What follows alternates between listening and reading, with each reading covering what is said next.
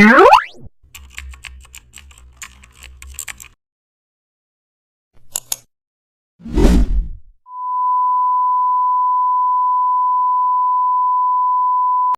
back to the channel, and don't forget to like, share and subscribe for more updates. Today we are diving into an exciting tutorial. Open your portrait and duplicate the layer.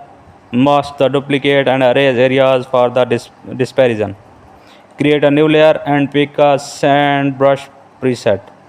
Paint out water using different brush sizes. Then go to the filter and liquify to stretch the edges of the motion. Apply gradient map with orange and brown tones.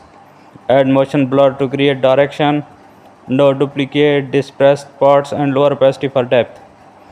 Paint tiny particles for scattered effect. Now add a soft shadow under dispersion of realism. Adjust tone with color lookup. Enhance brightness and contrast